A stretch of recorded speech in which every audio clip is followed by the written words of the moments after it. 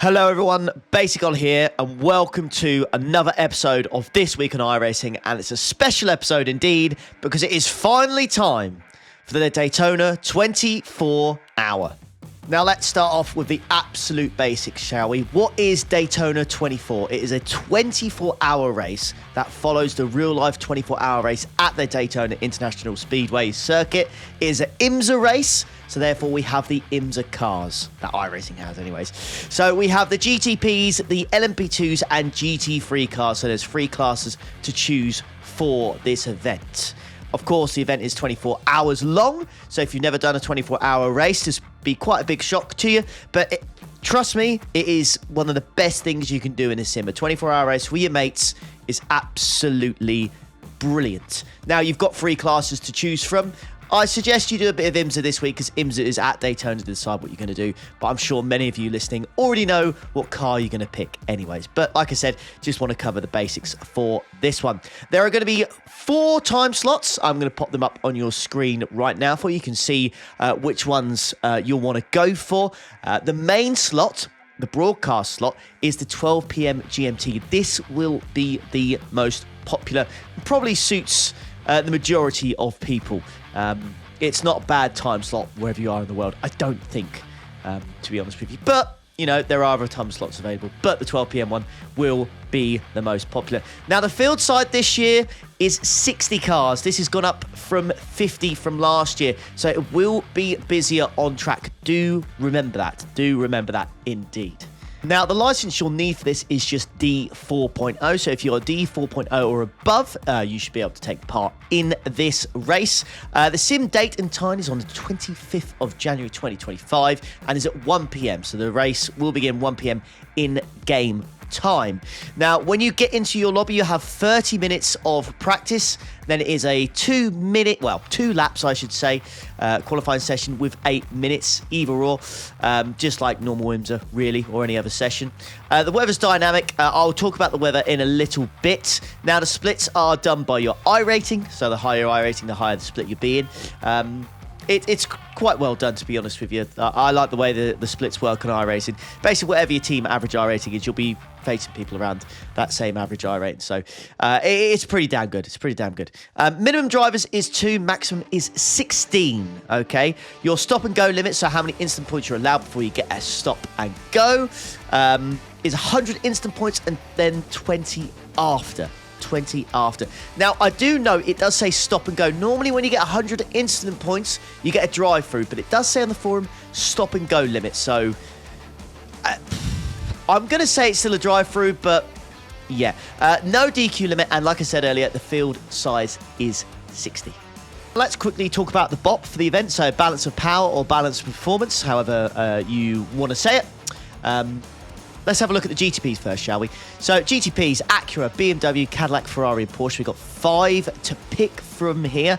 Now, I did a race last night in the Global Endurance Series, which is a 6-hour series. It had the BOP applied, and every race we'd been in, it seemed like the Acura was the best.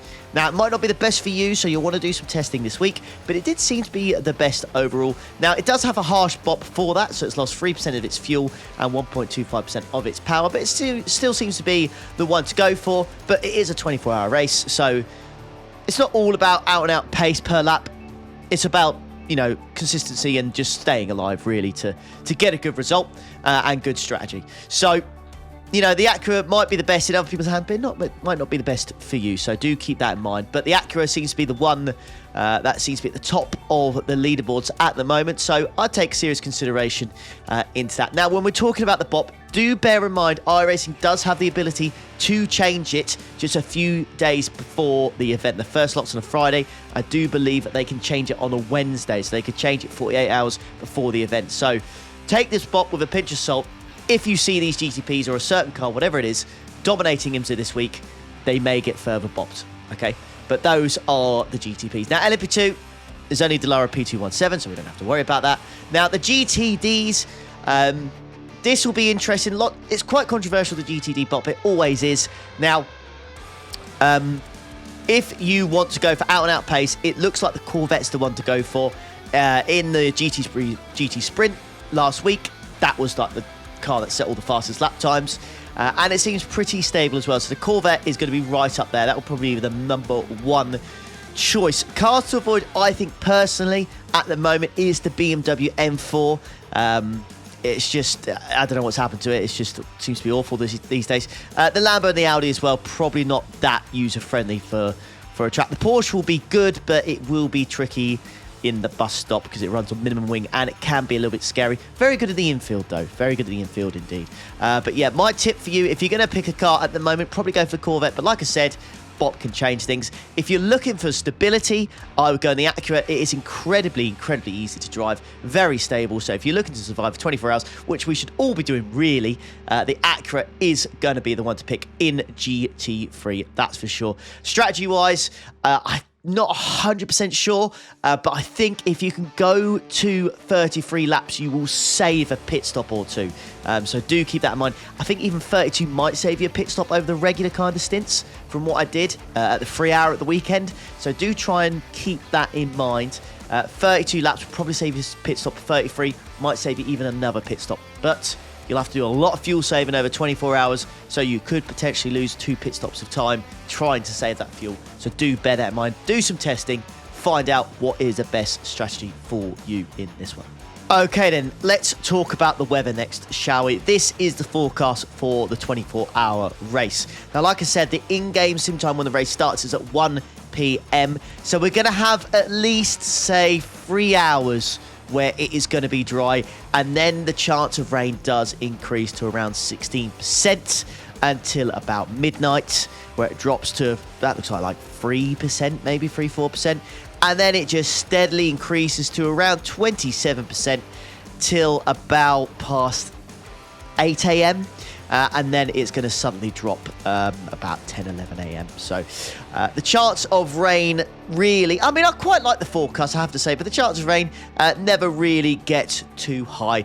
But what I will say is those percentages, they are there, but, you know, there's a constant threat of it, shall we say, from about 5-6 p.m. until near the end of the race. So there will be a constant threat. Yes, the percentage is low, but it's going to stay like that for the whole rest of the race. So do bear that in mind. So, you know, make sure you do a little bit of practice in the rain if you can, because it could be quite important. And if it does rain, it could mix up strategies indeed. So try and keep on top of your strategies when the rain comes.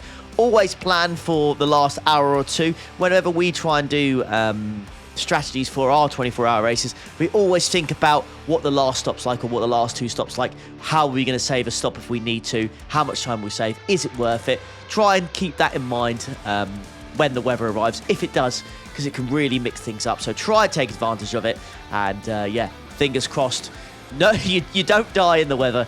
There's a high chance that some people will die, but that's just the nature of the beast, I guess. The rain is very tricky to drive in, but yeah, there's the weather forecast. I quite like it. Let me know what you think in the comments.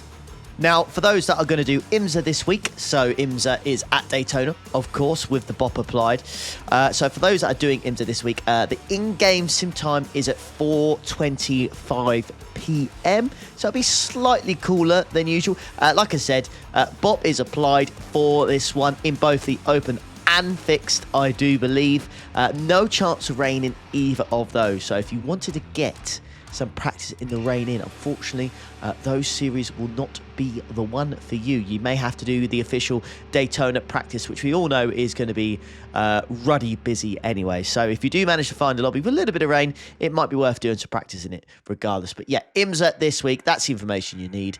And fingers crossed you have a good week and you get all the testing that you need. And yeah, all that's left to say from me, really, in regards to Daytona, I wish you all the best of luck. Do remember, it's a 24-hour race. I've been trying to win this thing for 5 years, and every year we seem to be taken out. I'm very much hoping this year is our year. Consistency is key, as I always say. Just try to survive. You will get a good result in this one.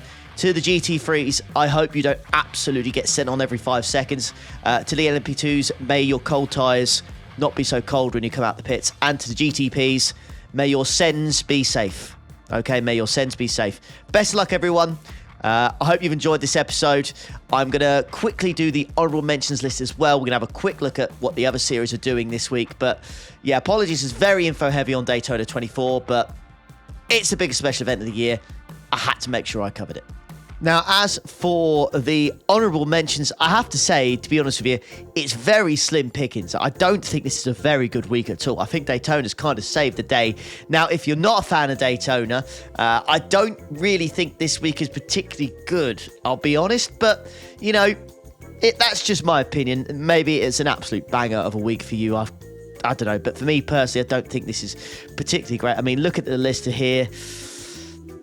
Nothing really sticks out, but have a good look at this list. See if there's any particular series that you want to have a look at this year, or this week, I should say, if you're not a fan of Daytona, and yeah, see how you get on. But yeah, like I said, it's going to be very, very Daytona intensive this week, so fingers crossed you all have a good week. Thank you so much for watching and listening to me in this one. Sorry if I've spoken a lot in this one, but like I said, there's a lot of information to cover. But if you do enjoy this series, you know what I'm going to say. Please leave a like, subscribe if you're new to the channel, and I'll catch you brilliant people for the next one. Take care. Ta-da.